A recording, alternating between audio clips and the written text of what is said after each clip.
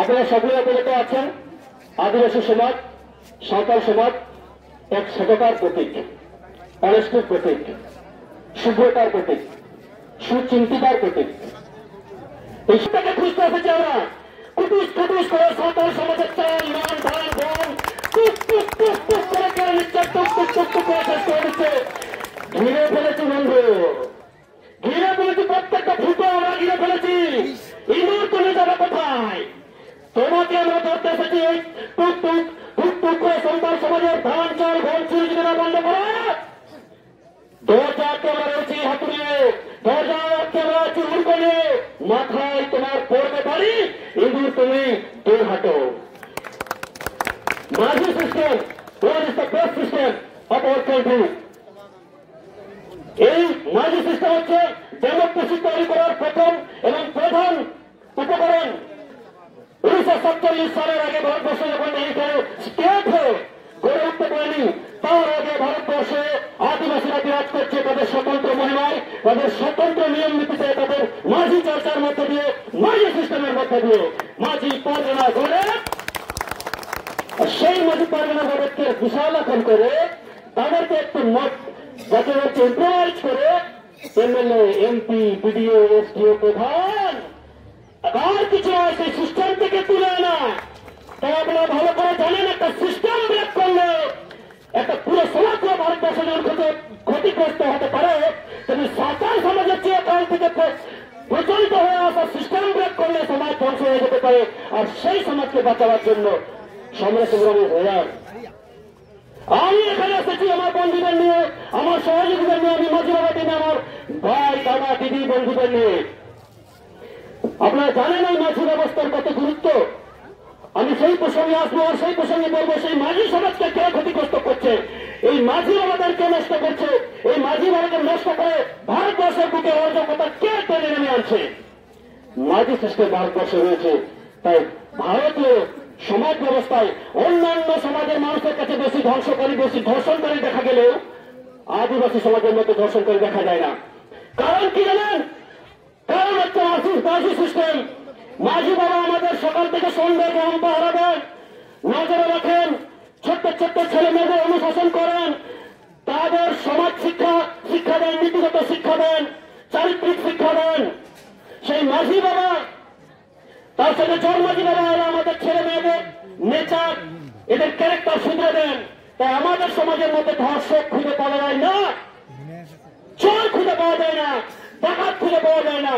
তাই ভারতীয় সমাজে, আদিবাসী সমাজে, সাঁওতালি মাঝির অবস্থায় মাঝির জন্য মাঝি বলে দিয়েছে তোমার মাঝি খেতে না পায় ঘরে তুমি তাকে খেতে দেবে, তাকে যেন ভিক্ষা করতে না যেতে হয়।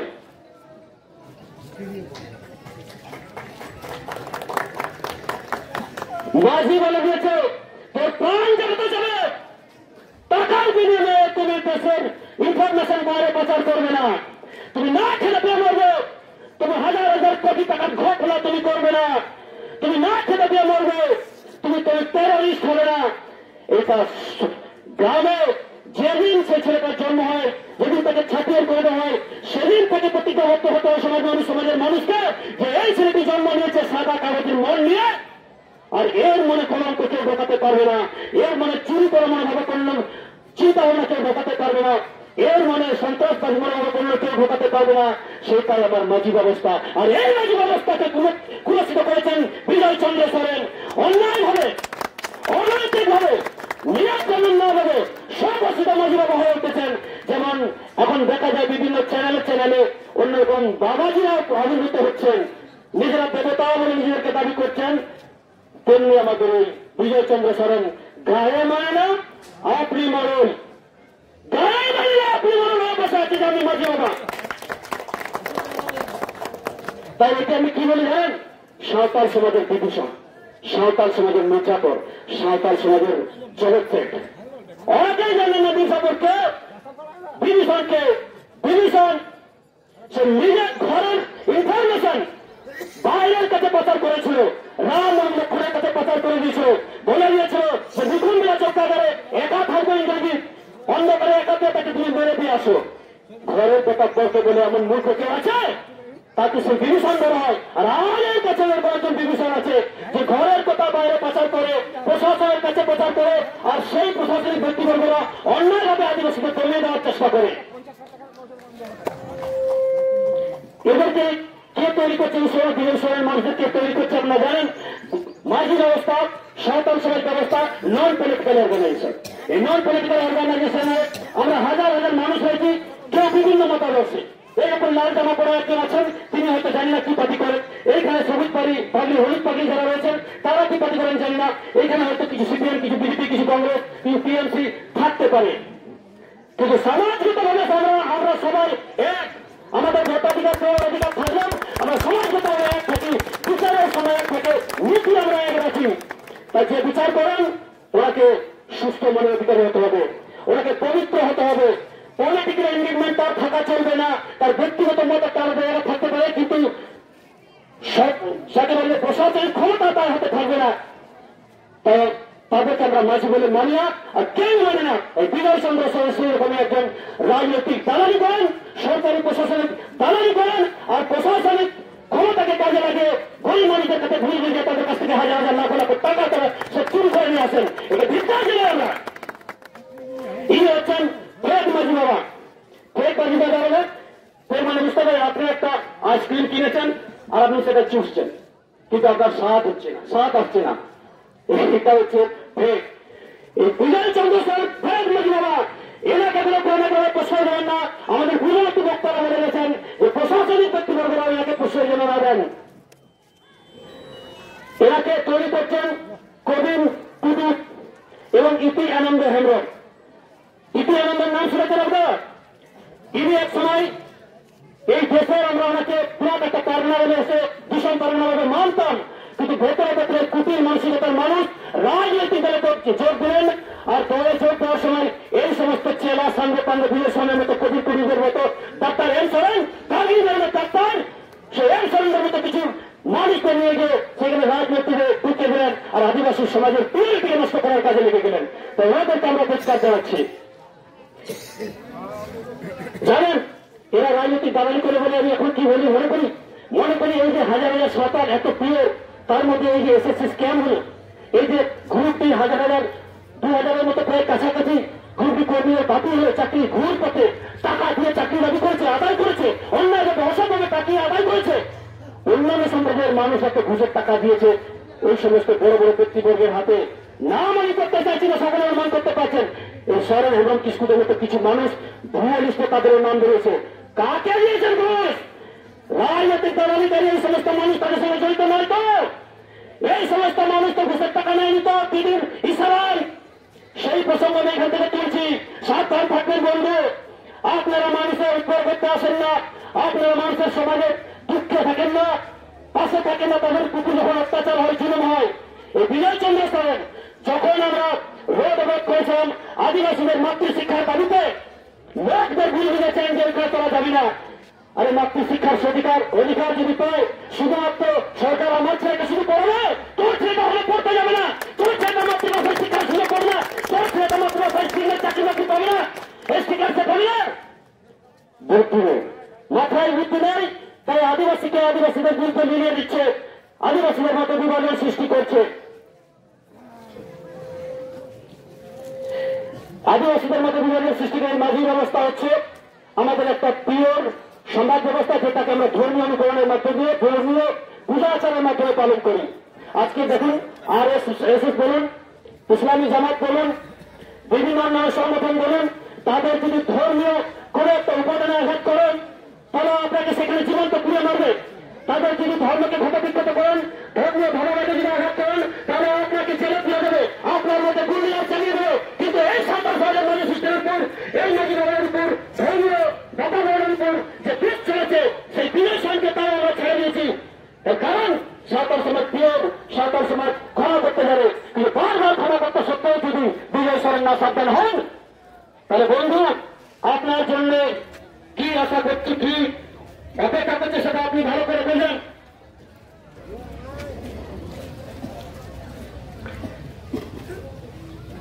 এই বর্তমান শাসক দল এই আদিবাসীদের বিভাজনের ইঙ্গিত ডালছেন। বর্তমান শাসক দল চাইছে আদিবাসীদের সঙ্গে যেন বিভাজন হয়ে যায়। তার জন্য বিজয় সরের মতো কিছু মানুষকে ললিপপ দেখিয়েছেন, তাদের মতো কিছু টাকা করে ঢুকিয়ে দিয়েছেন এই জহর জহর প্রকল্পের নাম করে। গ্রামে গ্রামে টাকা তোলার সাহস কোথা থেকে হয়?